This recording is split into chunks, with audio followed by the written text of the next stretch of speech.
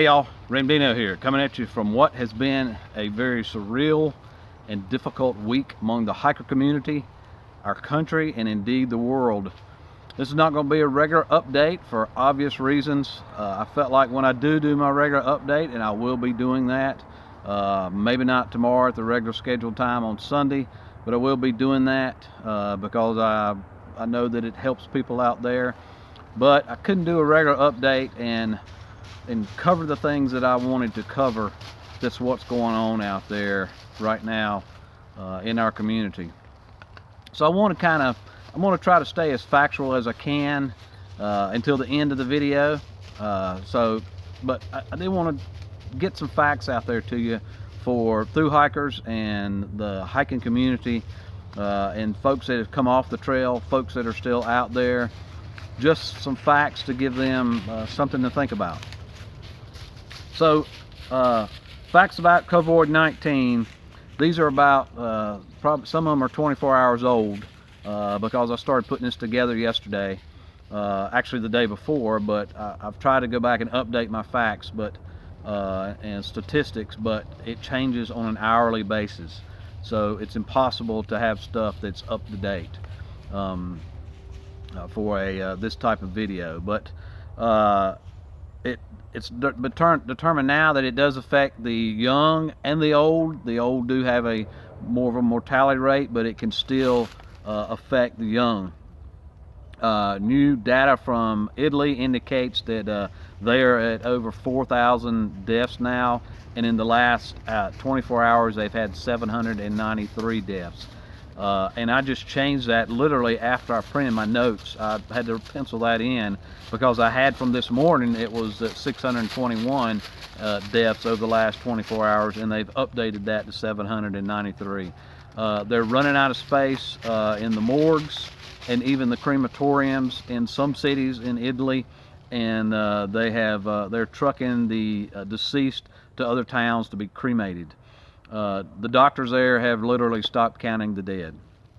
Healthcare workers are getting sick, and in some cases they're dying. Where the hospitals are maxed out, the workers are having to decide in a lot of cases who gets the life-saving measures. They just cannot treat everybody. It's gotten that dire. And my understanding is that from what the people in Italy are telling us here in the U.S., that is literally weeks away from coming here if we don't make some changes. Here in the U.S., 38% of the patients are 20 to 54, not just the elderly. Death rates are, of course, like I said, lower among the young, but the old are still infected by the young. And death rates are much higher for people with pre-existing conditions. So 10.5% of the death rate is for that you're more likely to die if you have a heart disease, 7.3% if you're diabetic, and 6% if you have high blood pressure. This doesn't even compare to the flu. I know a lot of folks out there say, it's just like the flu, more people die from the flu. Take a look at this chart. You're just not comparing apples to apples based upon the infection rates. And all of this information is gleaned from the CDC. So none of this is just from anecdotal information that I've received. It's all been backed up. 30% of the cases are in ages 20 to 44, and 20% of those will require hospitalization, and 12% of those will require an ICU. So the total cases right now worldwide is 284,000 with 11,868 deaths. In the U.S., we've got 19,219 folks that have been identified as infected, and as testing increases, that is only going to grow. And there are predictions of 70,000 by the end of next week will be identified as infected. U.S. total deaths right now, as of this morning, were 260. I'm sure that's gone up since this morning. 2 weeks ago, we had 144 reported cases of people testing positive, and now we are over at 260 deaths. So this virus is increasing exponentially. It's not on a straight line curve. It's amazing how fast it's taken off.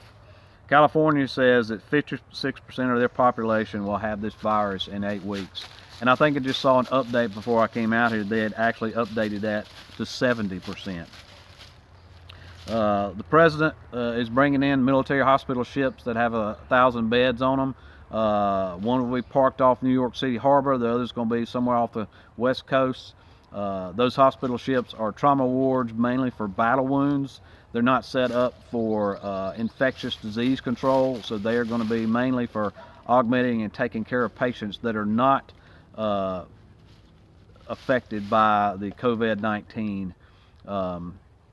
They're going to take care of the people that are sick from other reasons, accidents and cancer and just the regular sicknesses that the hospitals deal with every day. Colleges throughout the country, almost all colleges are closed down and are now going to online. Almost all K through 12 schools are shut down throughout the country and will be going to online, presumably for the rest of the school year. My wife's a third grade school teacher, and that is what they are indicating to them that they're going to be doing, and to expect it to be through the end of the year. The U.S. and Canadian borders have both been shut down to all non-essential traffic, so just regular travel has been shut down. Commerce, goods traveling back and forth are still open for that. And another statistic that just came out is that males are twice as likely to die from it than females are. So those are kind of statistics of what's going on with the actual virus. What's going on here financially? I know a lot of times you thru hikers, you get out there and you're just concentrating on the trail. You got out there because you want to get away from society, so you kind of lose touch with what's going on out here in the matrix. The U.S. economy has lost over 1/3 of its value. Economists now are predicting a recession being 2 quarters of the economy, where it's a 20% drop in the economy, and they're predicting that when the next quarter reports come out that we will be in a recession. Many of them say that we are going into a deep, deep recession. Many of your fellow Americans, probably your family members, certainly your friends, have lost their jobs in all the industries that are shut down. The hotel industries are having very difficult. They're not shut down necessarily in all areas. In the state of Florida, they are in the resort towns to keep spring breakers from coming down and spreading the virus throughout the U.S. when they go back to their communities. Of course, airlines are affected. I've seen several small airlines have already declared bankruptcy and have gone out of business. Many businesses are going to be doing that. There are many states that have shut down restaurants for anything but takeout and carry out, and a lot of restaurants, like your Golden Corrals, your Cracker Barrels, they can't do the curb service and call in, so they're closing their doors. Their employees are being laid off. U.S. automakers have shut down production of cars, and many of those are now going over, as they did in World War II, to things needed for this virus. Ventilators that are in short supply, of course, personal protection equipment like masks and gowns, and they are tooling up now to go to try to make those to take care of the demand. Right now, going through Congress, there is somewhere between $1.5 and $2 trillion aid package is going through Congress right now, which is unheard of. And they're actually going to be sending out at least 2 different payments to folks over the next several weeks to months to try to get people through this time when they have lost their jobs.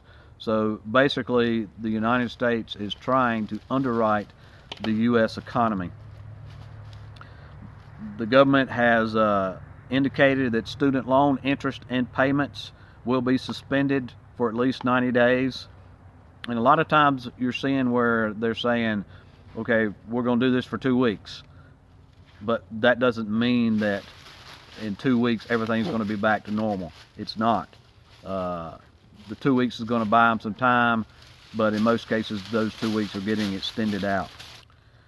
4 states, and I think that's gone up to 7 since I created this.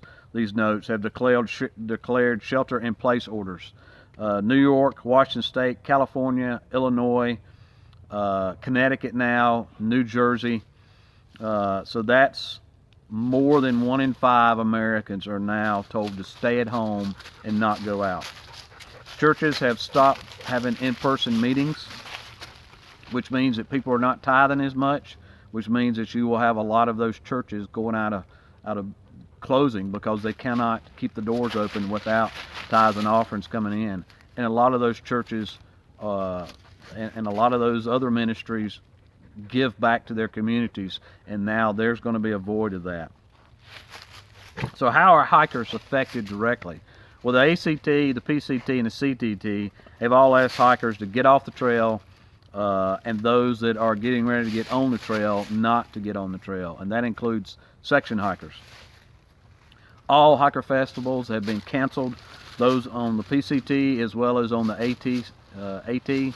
So you've had the Flip Flop Festival has been canceled, as has Trail Days at Damascus, and it will not be rescheduled according to what they have put out from Damascus. The ATC has strongly recommends that all AT clubs suspend all trail-related activities. So that means blowdowns, trail maintenance, privy maintenance. The ATC has also pulled all ridge runners. So there's going to be no ridge runners out there checking on people. Also, the ridge runners actually do a job of cleaning up places where people have left their trash, and they also do maintenance on the privies, even such things as knocking down the privy cone, if you understand what the privy cone is. Shelters and camping areas in numerous states have closed. I had here listed in Maryland, but now they're being closed in New Jersey and Pennsylvania. State of New York is again under shelter-in-place orders for essential travel only. Many businesses, hostels, things, restaurants, things in trail towns are closing. The list is too numerous. I will try to leave a list in the description section of those. It may take me a while to update that. A very good place to go to is nuttyhiker.com. Nutty Hiker was on the trail. She has gotten off. She is back home now in Texas, and she is going to be trying to update her website, but there's a good place to go look for some closures. Also, local search and rescue teams from wherever you are on the trail, they may be tied up with people dealing with this virus. Shuttle providers, trail angels, they're going to be staying home. It's going to be hard for you to find shuttles. There'll be less and less trail angels out there.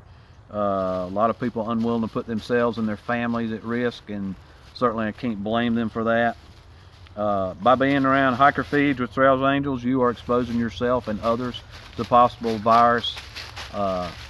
Folks coming into those can pick up the virus and then take it into the communities that they will be going to resupply. Hostels and outfitters and libraries are being closed. Places that hold hiker packages are closed, so you may not be able to get those. Right now, post offices have not been closed. The ATC Visitor Center, all of those have been closed.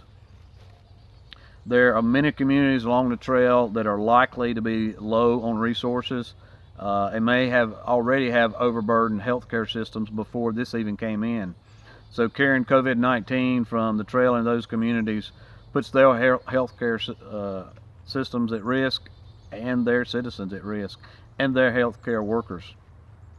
And some communities don't even have decent healthcare options to begin with. The symptoms of just hiking can be, our normal symptoms that we have, or normal feelings that we get when we hike, of headaches from dehydration or being tired, aches and pains. Those are the same symptoms that you get when you get a virus.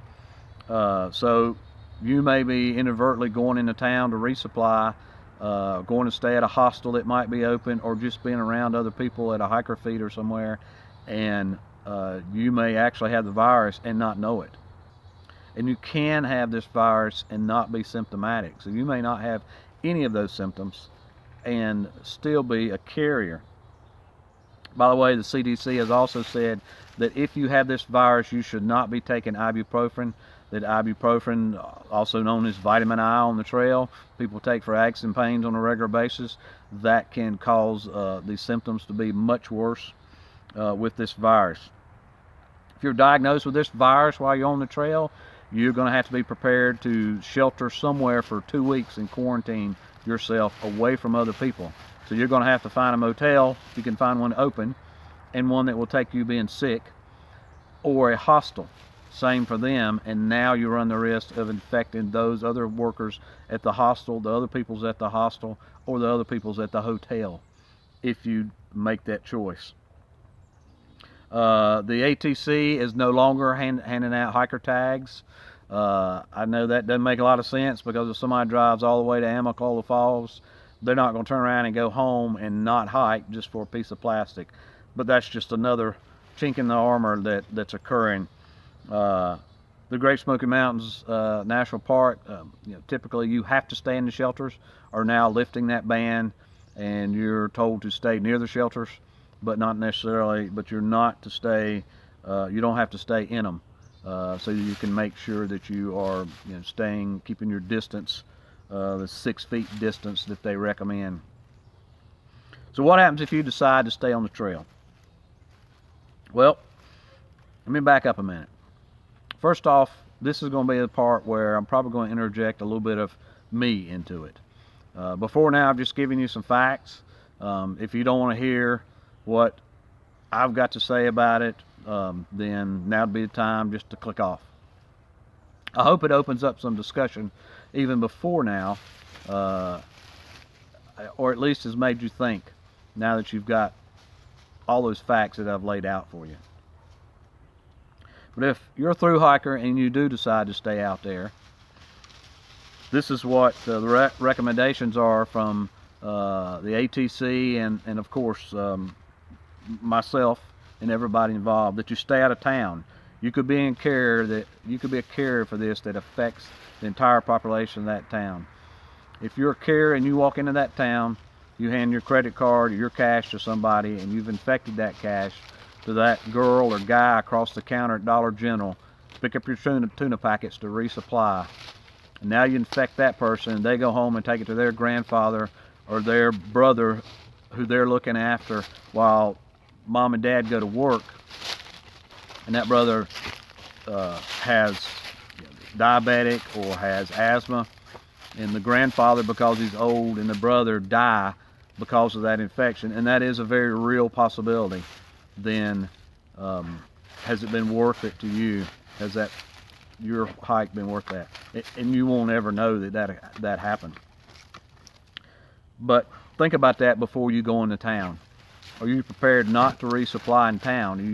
Are you prepared to have people bring you your resupply on the trail? If you plan on mail drop from home, just know that if you haven't already put them together, that your family members at home have to go out amongst people to put those mail drops together, and then they have to send them to you. How many times has that mail drop been handled by somebody? You've put your family members at risk by sending them out to put together a mail drop for you, not to mention the inconvenience. And now that box has surely changed hands many times.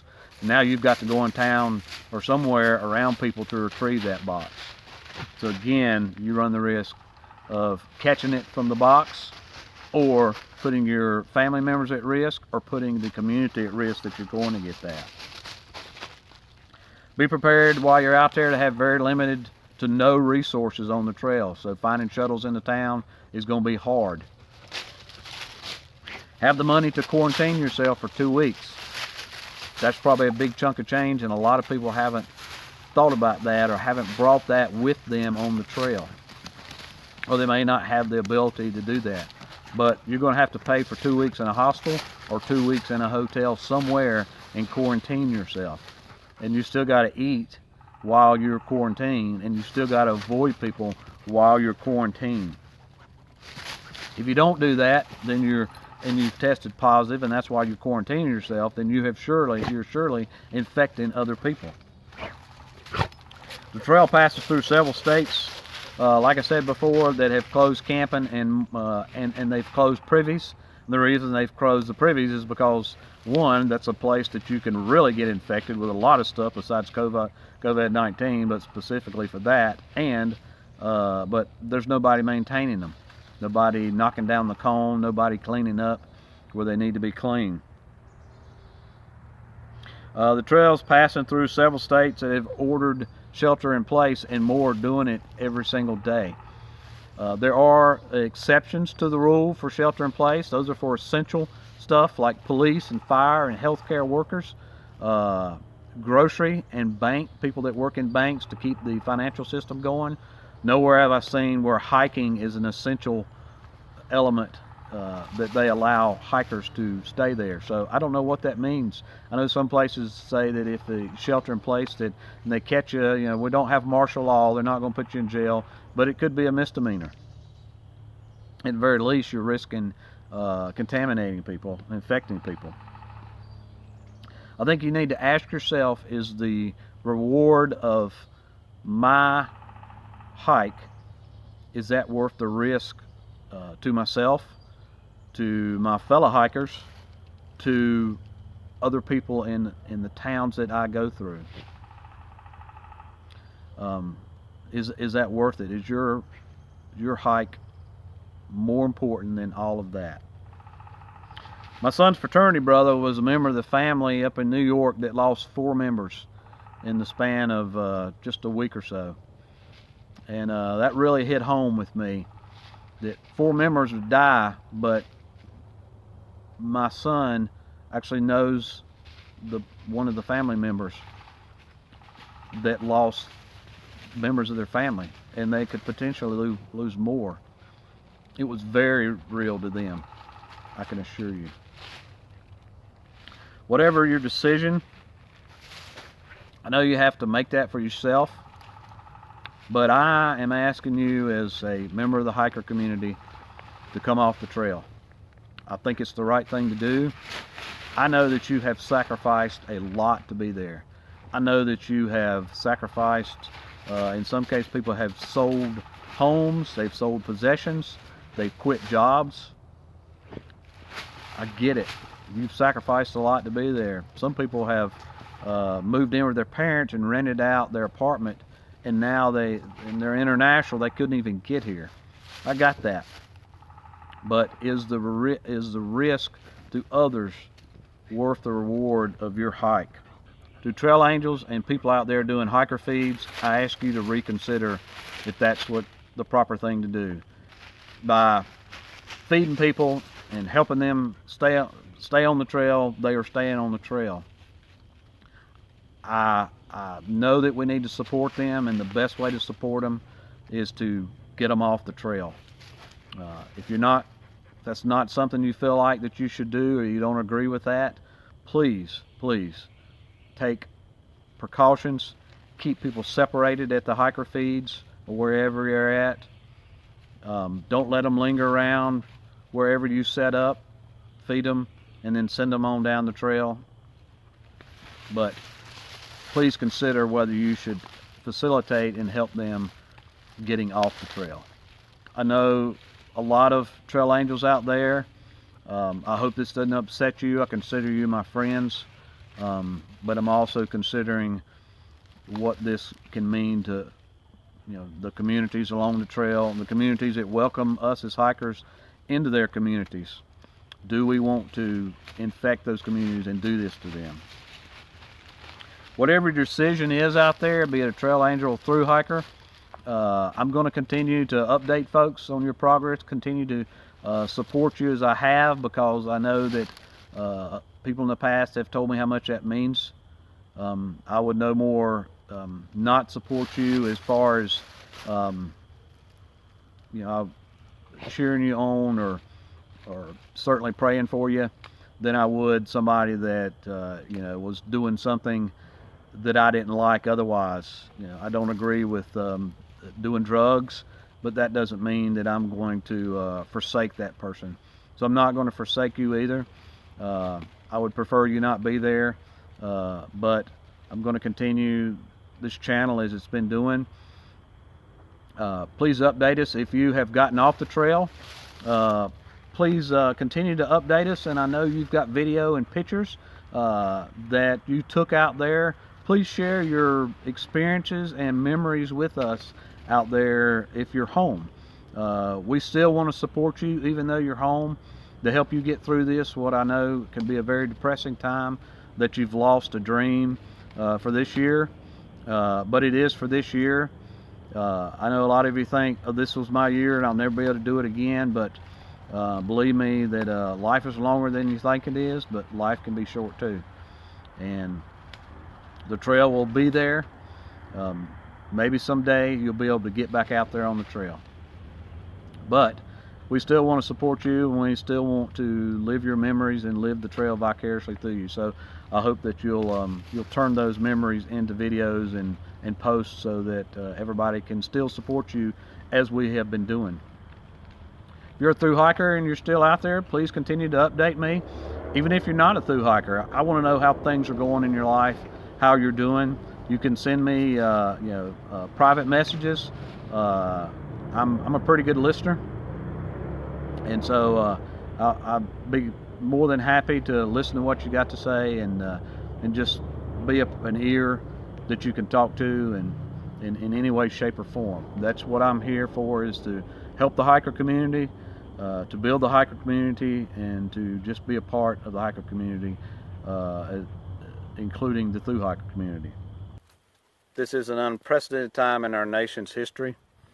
Just as our forefathers and our entire country did during World War II, when they sacrificed so much so that we could win that war, I think the same is called upon us and the generations that are here now to be just like that greatest generation, to have that selflessness and that patriotism to make the sacrifices that we have to make to win this war, to help our neighbors, to certainly not harm our neighbors, and to help each other. So I ask that you consider that, and that as you return to your communities, there'll be people there that will need your help.